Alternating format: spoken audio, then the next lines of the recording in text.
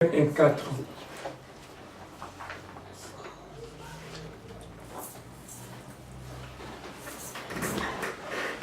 De Pierre 1,4.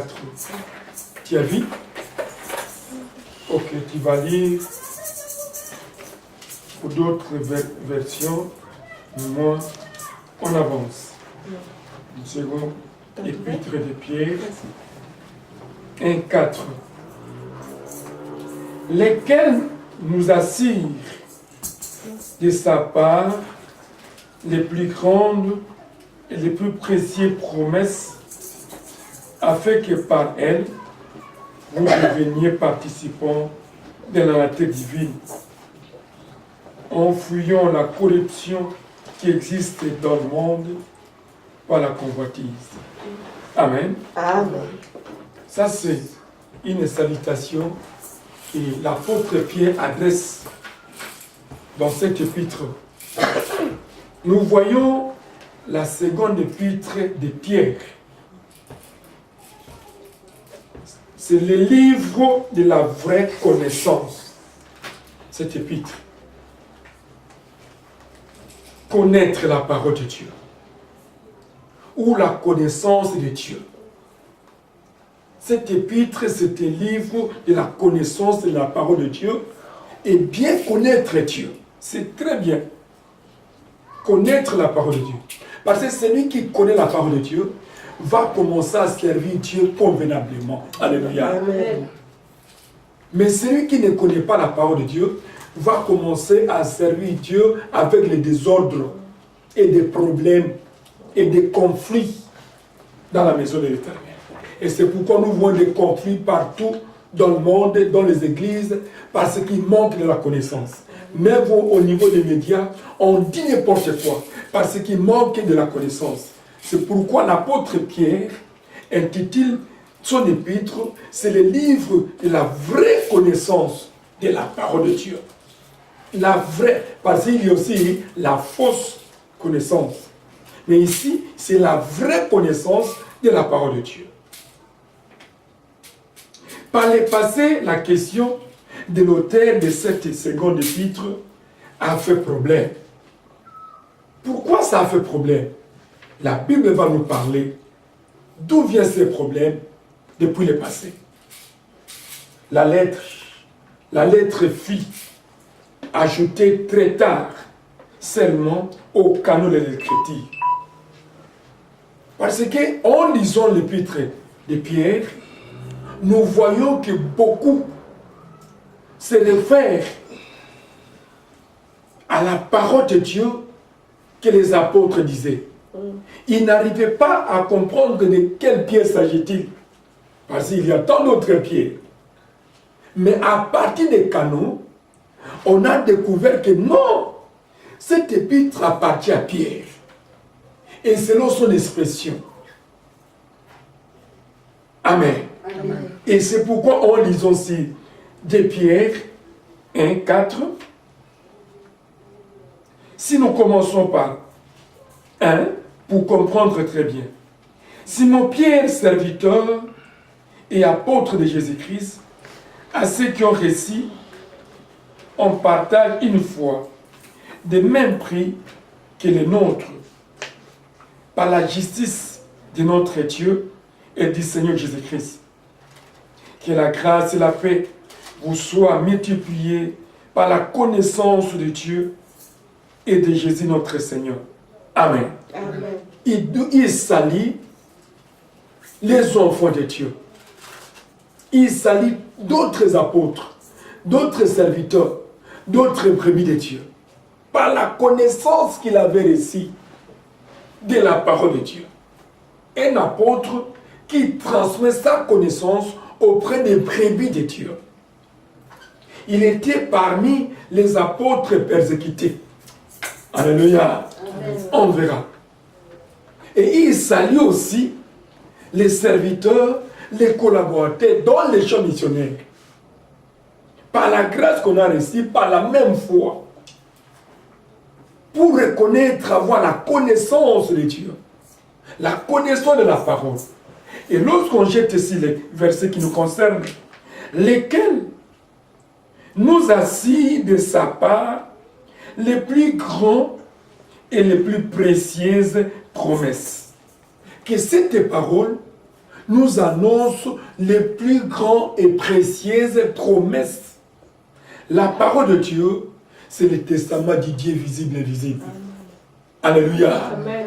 Et cette parole est puissante, plus tranchante qu'une épée quelconque à des tranchants, pénétrant jusqu'à partager âme et esprit. Amen. Lorsque vous écoutez la parole de Dieu et que ça se touche, c'est que cette épée est en train de pénétrer. Cette épée est en train de détruire la maladie, les soucis, les problèmes et tout ce que le diable a mis dans ton corps, c'est détruit par la parole. Alléluia. C'est notre épée de l'esprit. Et dans cette parole, Dieu nous a donné 34 000 promesses de la Bible. Et nous devons tout le temps demander à Dieu que ces promesses s'accomplissent dans nos vies. Amen. Que Seigneur, je ne mourrai pas avant sans que tes promesses s'accomplissent. Amen. C'est ça. Et comme nous sommes des enfants de la promesse, c'est pourquoi nous vivons des miracles et des miracles, quels que soient les combats. Amen. Comme les promesses de Dieu n'est pas encore arrivé à la fin, le diable n'a aucun pouvoir sur nous. Amen. Alléluia. Amen. Ayez cette foi, cette détermination. Parce que c'est la parole de Dieu qui déclare. Amen. Il peut venir comme un vent, mais il ne restera pas. Parce que nous sommes avec un Dieu imbattable qu'on appelle le Chilobo, qu'on n'a jamais vaincu depuis la création. Il ajoute encore, afin que par elle, vous deveniez participants de la nature divine, en fuyant la corruption qui existe dans le monde par la convoitise. Participants de la nature divine.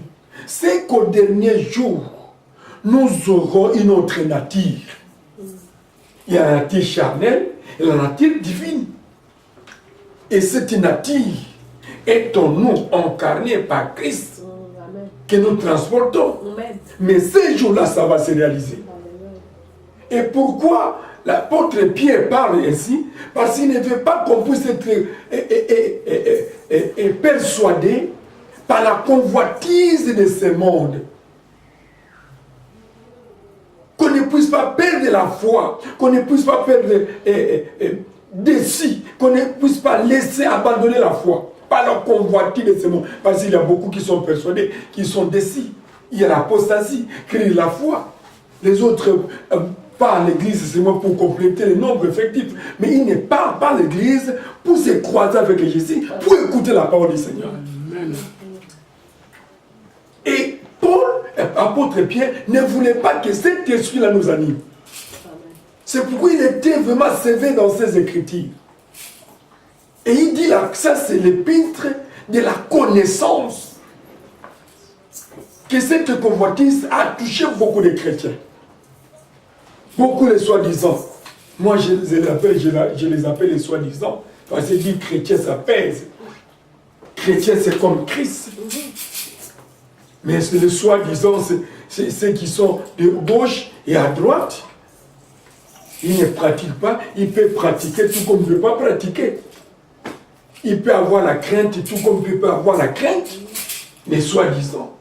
Mais les chrétiens mettent la parole de Dieu en application. Lorsqu'ils prononcent quelque chose, ils respectent ce qu'ils prononcent. Amen. Amen. Nous lisons. Il était un veillard. À partir des références de l'auteur à l'Ancien Testament, nous pouvons supposer qu'il était un juif. Lorsque nous voyons les Écritures de cet épître, par rapport à l'Ancien Testament, nous voyons que Pierre était juif, effectivement. Il était juif. Il était un veillard attendant la mort.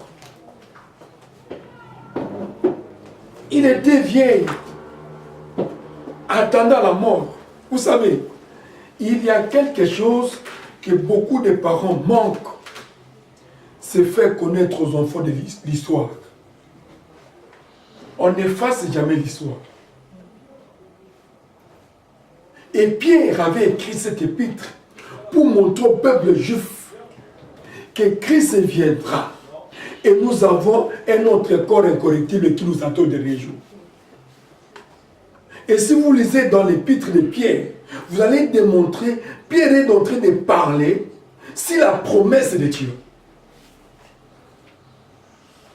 Que la promesse de Dieu va s'accomplir. C'est-à-dire, l'enlèvement existe. Le retour de Christ existe. L'enfer existe. Le paradis existe. Pierre n'a pas mâché les mots sur ça. Parce qu'il faut que tous les enfants de Dieu puissent comprendre ça. Que ce que j'ai fait, je paierai un jour. Tout se paie ici-bas. Tu vas payer ici et tu vas payer aussi au ciel. Au ciel n'est autre que la récompense qui attend les justes. Nous sommes tous des pèlerins, des passagers sur cette terre des hommes. C'est pourquoi Pierre m'a donné là-dessus pour donner la connaissance aux enfants de Dieu, aux chrétiens. Que vous servez Dieu, c'est pour entrer au ciel, c'est pas pour aller en enfer. Alors pour entrer au ciel, il y a des méthodes et des comportements, des agissements que vous devez se faire face à la convoitise du monde, à l'apostasie. Alléluia. Amen. Non, je suis à la révolte. 1 Pierre, chapitre 1, verset 15.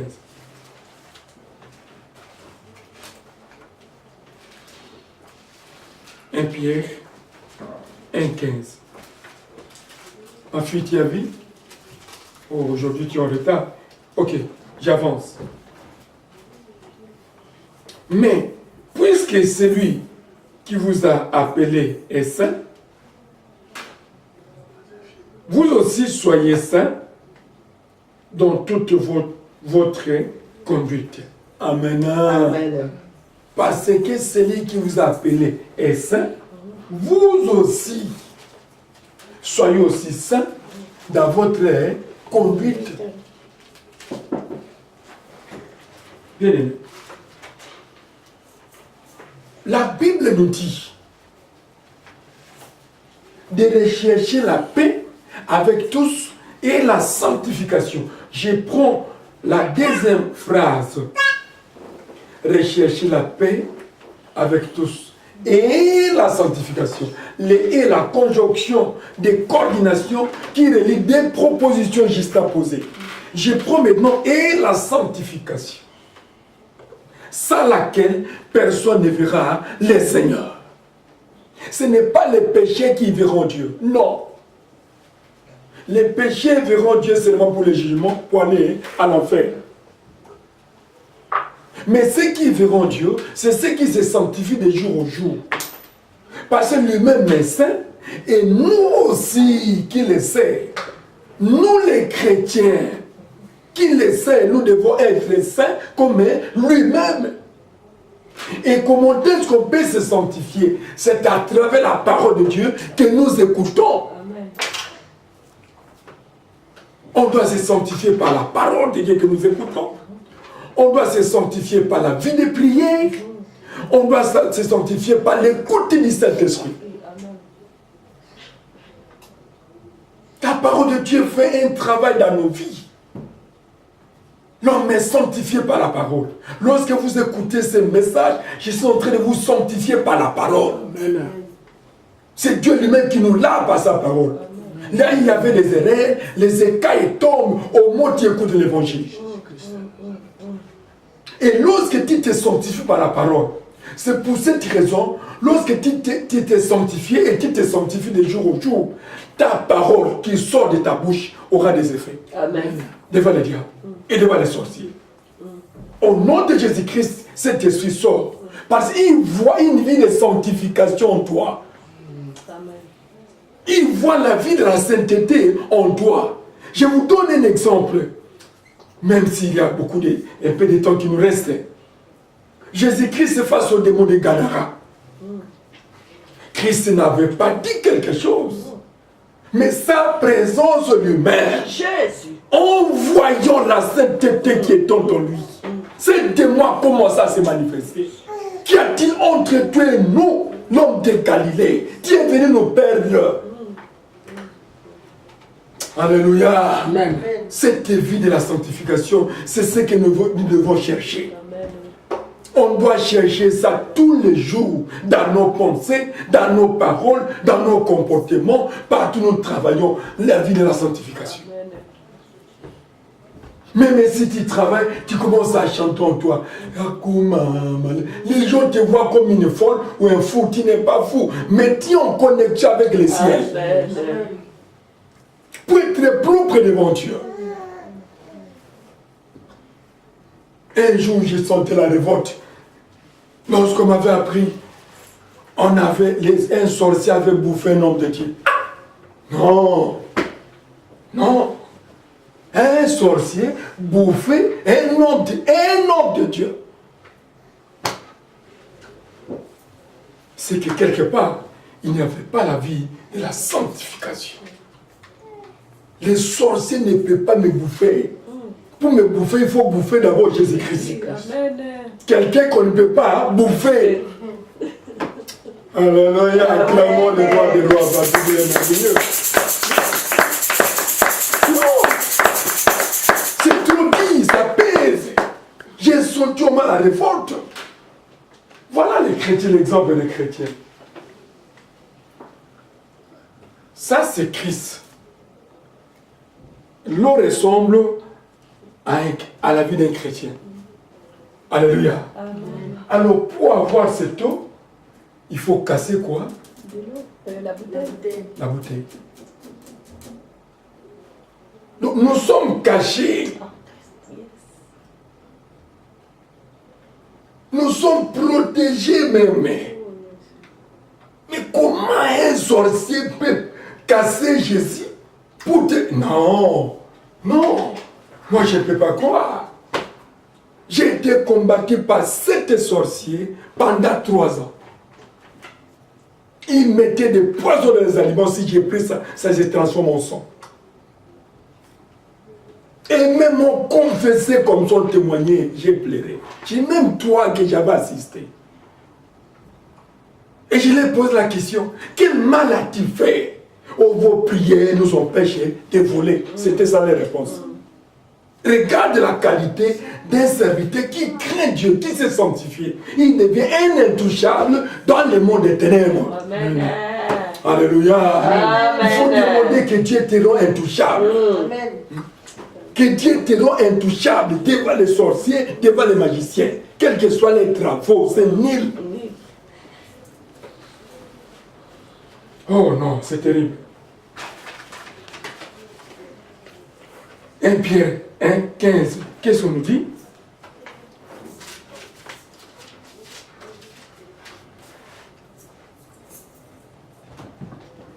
On vient de lire.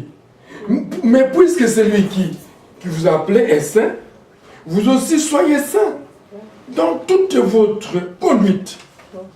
Amen. Amen.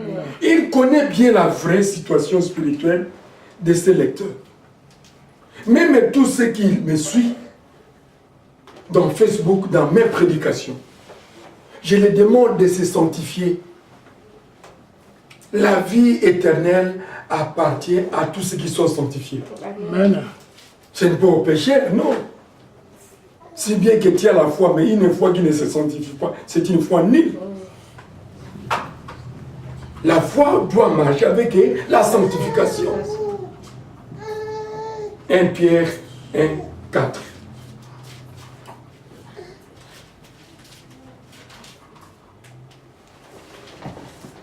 Je lis au nom de Jésus. Merci, ma fille. Pour un héritage qui ne se peut ni corrompre, ni nouiller, ni flétrir, lesquels vous est réservé dans les cieux. Amen.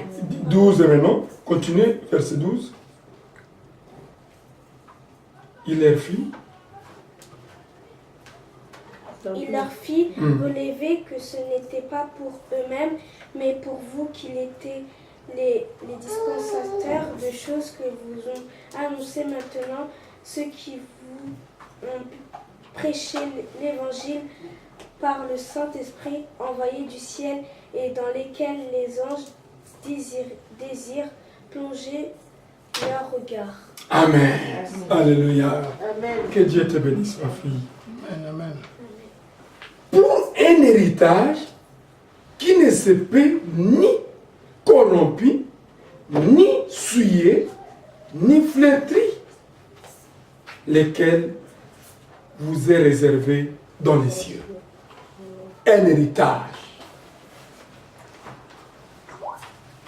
Ce que nous écoutons, c'est la parole de notre héritage qui est au ciel. Amen.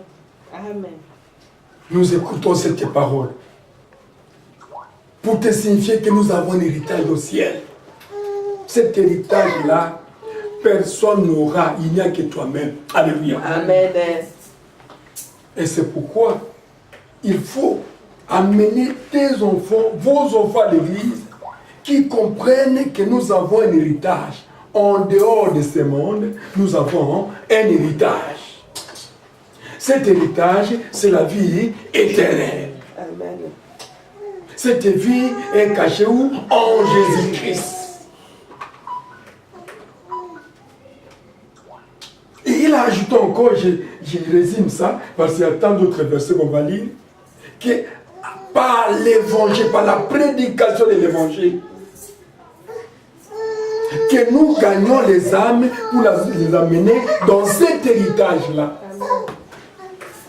Nous lui montrons l'héritage qu'il devrait recevoir lorsqu'il accepte ce Christ et que nous annonçons. La Bible nous dit dans Daniel 12:3, à ceux qui ont été intelligents et à ceux qui auront prêché beaucoup des âmes, brilleront comme des étoiles du ciel. Alléluia. Amen. Et c'est ça l'héritage que nous aurons. Lorsque j'avais posé la question à l'autre sorcier qui me combattait, il me disait, papa, nous avons un autre monde. Notre monde des démons. Dans ce monde des démons, il y a tout. Et on vous prive de ne pas citer le nom de Jésus-Christ. Ce nom-là, non. On ne peut pas citer son nom. On connaît Jésus. Il connaît que Jésus-Christ est puissant. Il connaît qu'il sera l'enfer. Il connaît que Christ viendra. Il sait. Mais il aveugle les enfants et les gens en disant que lorsque tu as la sorcellerie, tu seras riche. Mais apparemment, vous le voyez pauvre, souffrir, un sorcier. Et lorsque nous quittons ce monde, on se réjouit, papa, on mange tout. Ces sorciers-là confessaient comme ça. C'est celui qui me combattait. On a peur de cet homme-là. On sait que lorsqu'il viendra, nous, les sorciers, nous serons perdants. Alléluia. Amen. Mais vous avez quelque chose en vous. Vous avez Christ en vous. Amen. C'est pourquoi il faut prêcher l'évangile. Annoncer l'évangile pour libérer les captifs. Les sorciers sont aveuglés par leur sorcellerie. Ils sont dans les limites. Mais nous, notre vie est cachée en Christ. Et ce jour-là, on va prendre la tenue du ciel, réservée déjà aux saints, pas aux pécheurs, non, aux saints. À ceux qui hériteront ces jours-là, à ceux qui vont persévérer jusqu'à la fin. Et cette tenue, d'ailleurs, c'est une tenue invisible et visible ces jours-là. Amen. Alléluia. Moi, j'ai vu cette tenue lorsque Dieu m'a appelé pour aller au ciel. Là, je vous parle de la part de Dieu. J'ai porté cette tenue blanche, une toge blanche. Avec les anges, j'ai monté au ciel. D'ici jusqu'au ciel, c'est trop loin. C'est ça cette tenue que Dieu réserve. À tous ceux qui se sanctifient, à tous ceux qui gagnent les âmes de Dieu, à tous ceux qui prêchent l'évangile, ils auront les récompenses. Alléluia. Amen. La récompense ne viendra pas des hommes, non. La récompense viendra de Dieu. Et lorsque Dieu te récompense, Ce n'est pas comparatif à la récompense des gens du monde. On peut vous donner des milliards, mais cet argent ne te permettra pas d'entrer au ciel. Amen. Amen. Amen. Amen. Ça passe très bien. Amen. 1 Pierre 3, 14 à 17.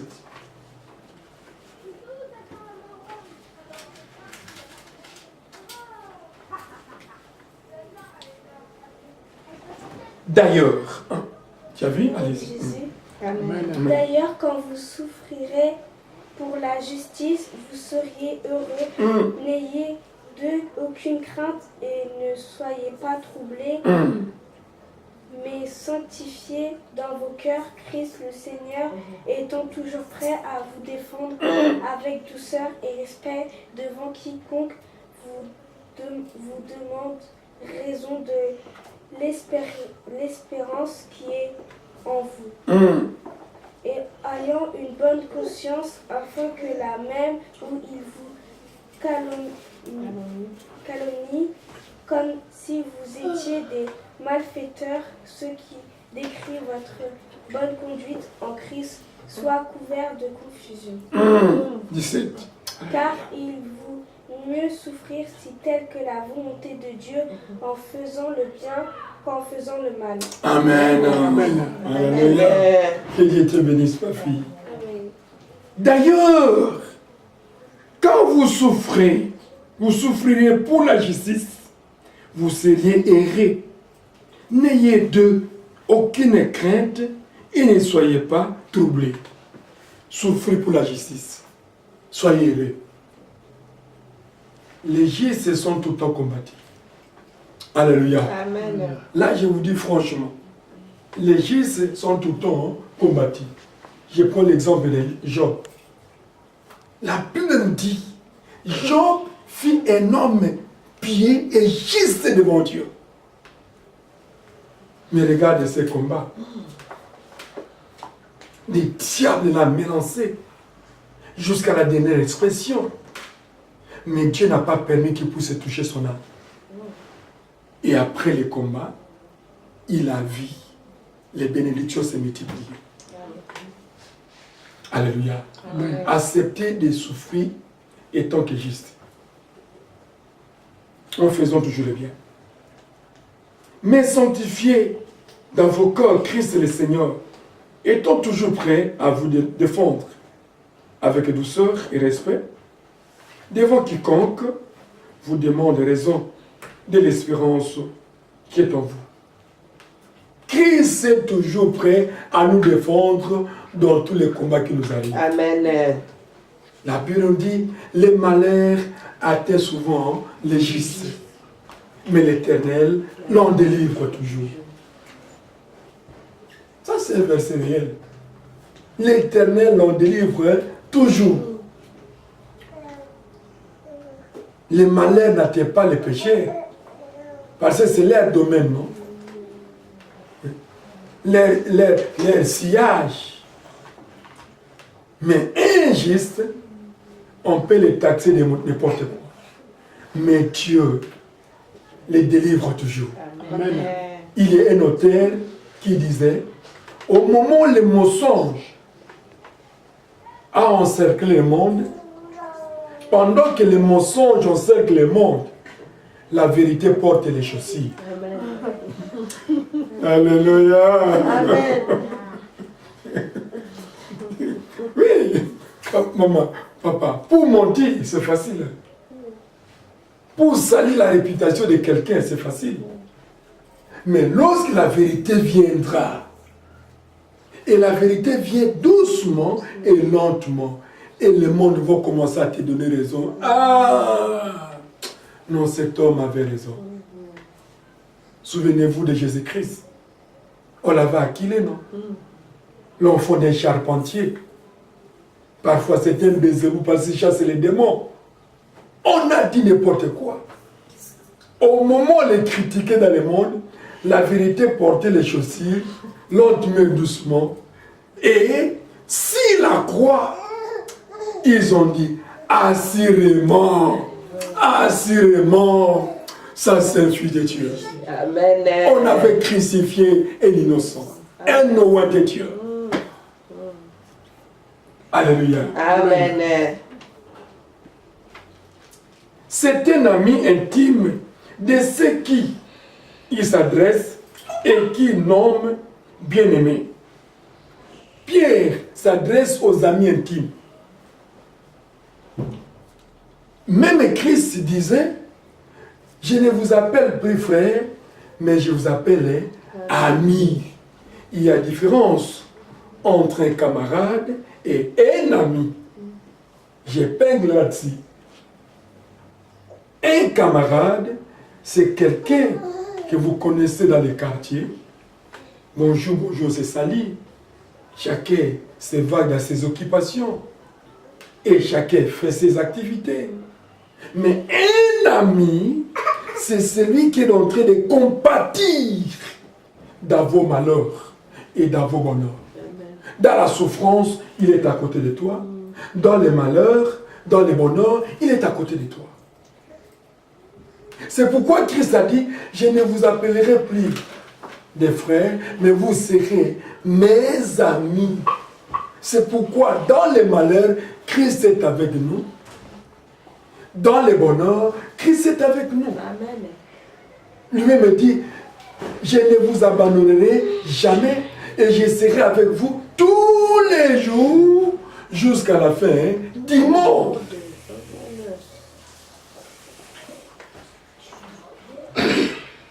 1 Pierre 3, 8, 14, 17. 8.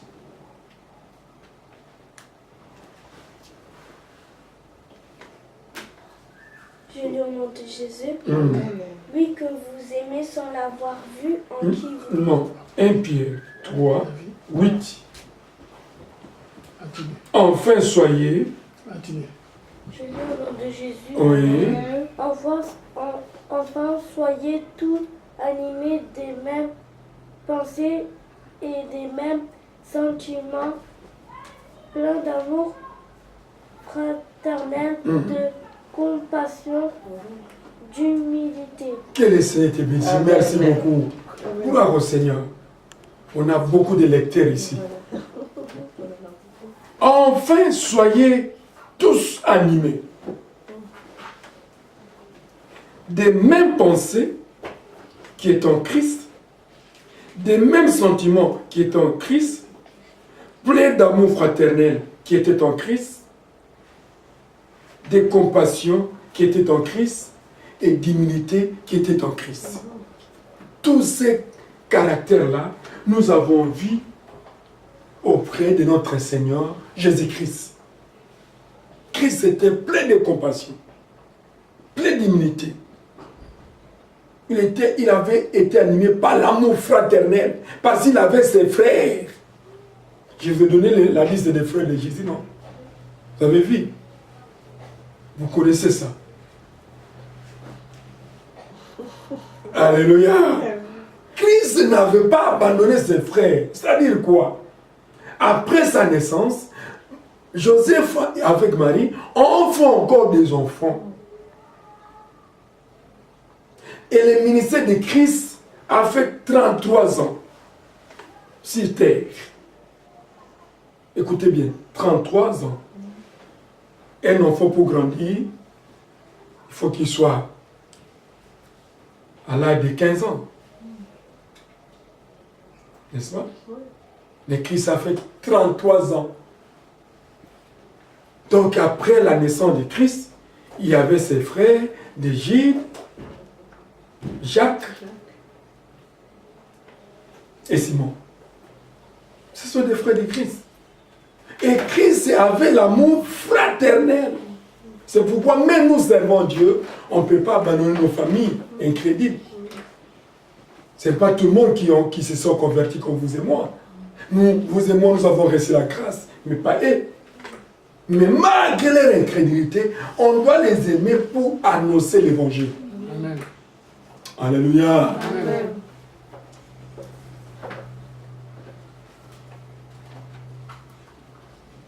Et dans 17, il dit, car il vaut mieux souffrir si c'est la volonté de Dieu, en faisant le bien qu'en faisant le mal. Autant mieux de souffrir à cause de la volonté de Dieu. Un pasteur voulait voyager et les jours de son vol, on a enlevé son nom dans la palmarès.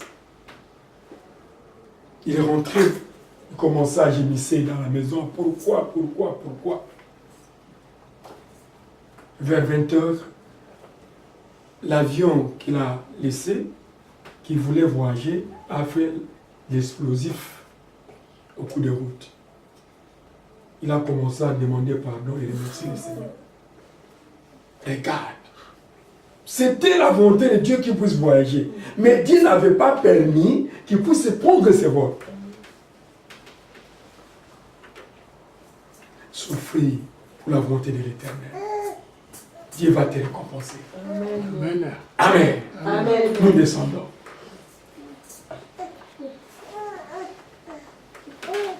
La lettre contient des passages qui ressemblent tout à fait au discours de Pierre dans les Actes des Apôtres. Beaucoup doutaient que cette épître appartient à Pierre vraiment. Les autres ont commencé à commenter de leur façon, mais lorsqu'on a vu les paroles de Pierre dans Actes des Apôtres, ils ont pu comprendre que oui, c'est Pierre qui avait écrit ça. 1 Pierre 1, 1. Je lis au nom de Jésus. Amen. Pierre, apôtre de Jésus-Christ, à ceux qui sont étrangers et dispersés dans le pont, la Galatie, la Cappadoce, l'Asie et la Bithynie, Descendez. et qui sont élus selon la préscience de Dieu le Père par la sanctification de l'Esprit, afin qu'ils deviennent obéissants et qu'ils participent à l'aspersion du sang de Jésus-Christ. Que la grâce et la paix soient multipliées. Amen. Parole du Seigneur. Pierre, apôtre de Jésus-Christ, à ceux qui sont étrangers